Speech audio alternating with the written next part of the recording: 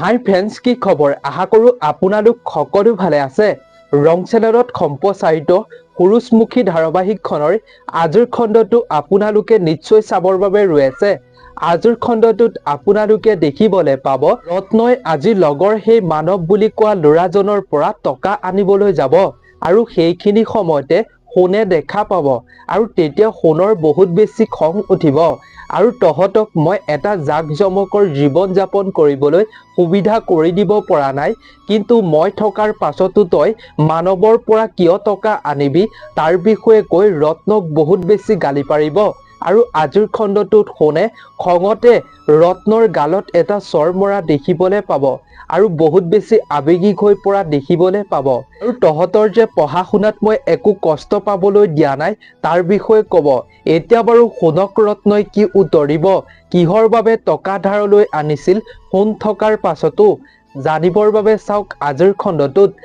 আৰু তাৰ পাছত ঘৰলৈ লৈ যোৱা দেখিবলৈ পাব আৰু এই সকলোবিলাক ঘটনাৰ বাবে আজিৰ খণ্ডটোত পেহীয়ে সোণক বহুত বেছি গালি পাৰিব আৰু ডাঙৰে যদি কৰি দেখায় সৰুৱেতো এইবিলাক কৰিব তাৰ বিষয়ে কোৱা দেখিবলৈ পাব।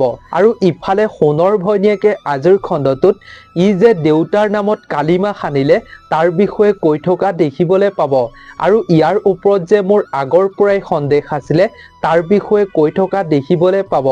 আপোনালোকৰ কোনে কোনে সূৰুযমুখী ধাৰাবাহিকখন চাই ভাল পায় নিশ্চয় এটা কমেণ্ট কৰিব। লগতে যদি সূৰুযমুখী চাই ভাল পায় তেন্তে এই ভিডিঅ'টোত এটা লাইক কৰি এই চেনেলটো ছাবস্ক্ৰাইব কৰি ৰাখিব বুলি আশা কৰিলোঁ। প্ৰিয় বন্ধু বান্ধৱীসকল, সূৰুযমুখী ধাৰাবাহিকখনৰ আজিৰ খণ্ডটোত অনুস্মিতাৰ ককায়েকৰ আগত মাকেও বহুত বেছি গালি পাৰিব আৰু যদি ঘৰৰ পৰা ওলাই যায় তেতিয়াহ'লে এইখন ঘৰত তোমাৰ ভণ্টি অনুস্মিতাকো যে নাৰাখো তাৰ বিষয়ে কৈ থকা দেখিবলৈ পাব।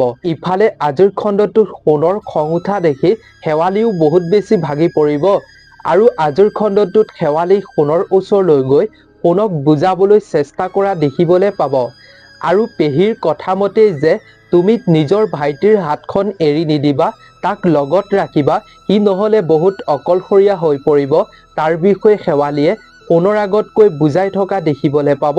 এতিয়া বাৰু সোণে কি কৰিব সকলোবিলাক জানিবৰ বাবে চাই থাকক আজিৰ এই এপিছডটো। গতিকে নতুন এটা ভিডিঅ'ত আপোনালোক সকলোকে লগ পাম।